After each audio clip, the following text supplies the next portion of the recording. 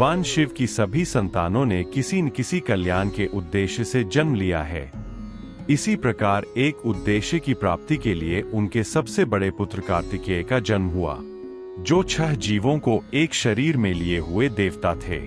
वो बाद में एक महान योद्धा और देवताओं के सेनापति भी बने। सबसे अधिक दिलचस्प है उनके जन्म की कहानी।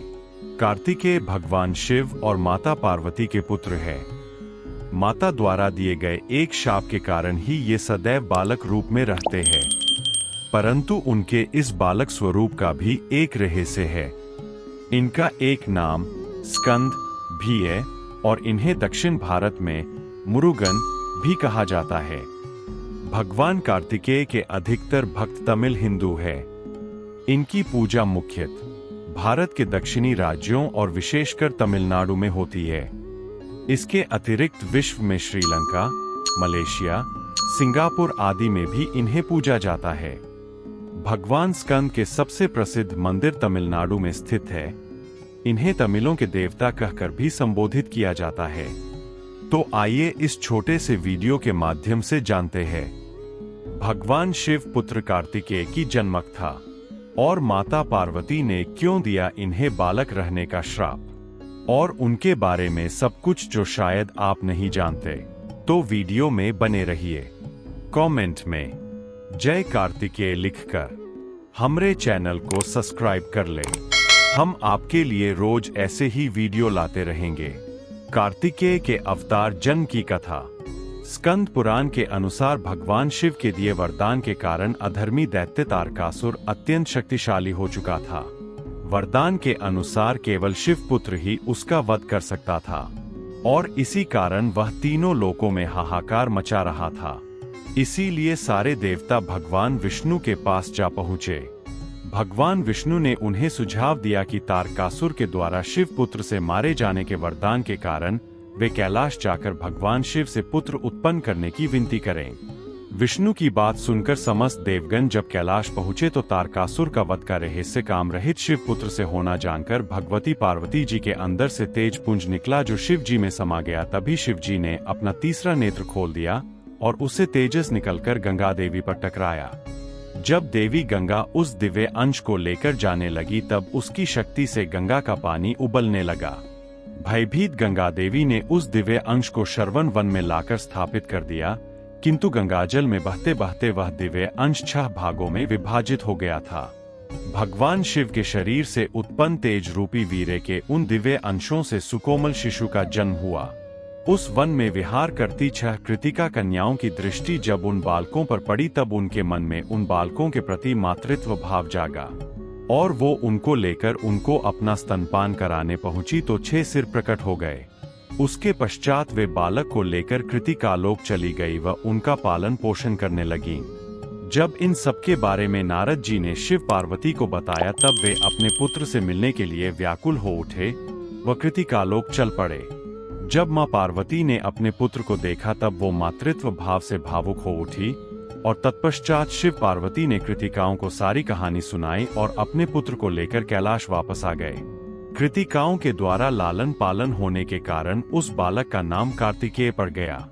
कार्तिकेय ने देवासुर संग्राम का नेतृत्व कर राक्षस तारकासुर का संहार किया। पुराणों के अनुसार षष्ठी तिथि को कार्तिकेय भगवान का जन्म हुआ था, इसलिए इस दिन स्कंद भगवान की पूजा का विशेष महत्व है। कार्तिकेय का स्वरूप। कार्तिकेय स्वामी सेनाधिप है, शक्ति के अधिदेव है। प्रतिष्ठा, विजय, व्यवस्था, अनुशासन सभी कुछ इनकी कृपा से संपन्न होते हैं। कृतिकाओं ने इन्हें अपना पुत्र बनाया था, इस कारण इन्हें कार्तिकेय कहा गया। देवताओं ने इन्हें अपना सेनापतित्व प्रदान किया। मयूर पर आसीन देव सेनापति कुमार कार्तिक की आराधना दक्षिण भारत में सबसे ज्यादा होती है। यहाँ पर यह मुरुगन नाम से विख्यात है। स्कंद पुराण के मूल उपदेष्टा कुमार कार्तिकेय ही है तथा यह पुराण सभी पुराणों में सबसे विशाल है। कार्तिकेय का परिवार। ये भगवान शिव और माता पार्वती के सबसे बड़े पुत्र हैं।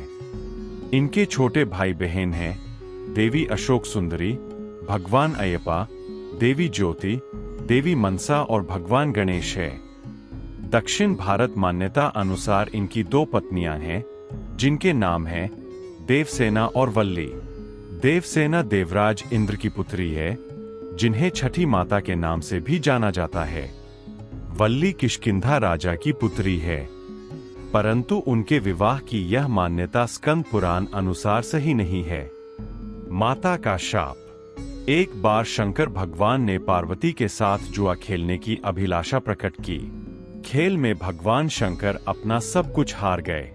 हारने के बाद भोलेनाथ अपनी लीला को रचते हुए पत्तों के वस्त्र पहनकर गंगा के तट पर चले गए।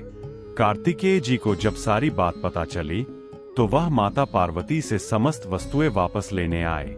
इस बार खेल में पार्वती हार गई तथा कार्तिकेय शंकर जी का सारा सामान लेकर वापस चले गए। अब इधर पार्वती भी चिंतित हो गईं कि सारा सामान भी गया तथा पति भी दूर हो गए।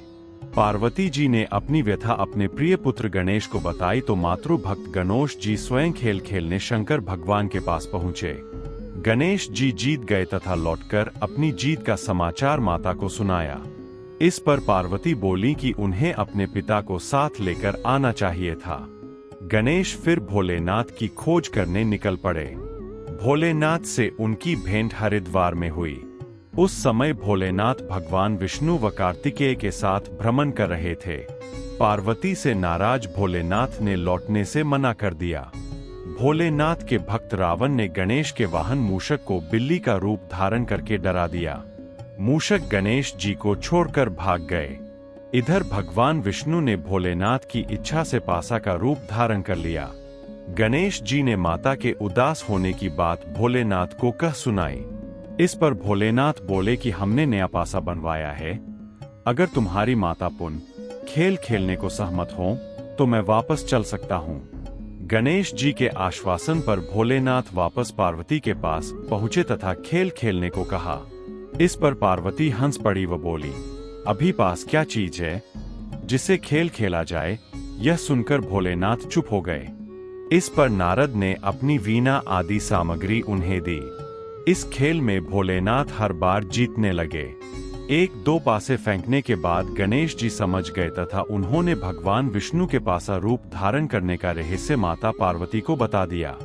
सारी बात सुनकर पार्वती जी को क्रोध आ गया।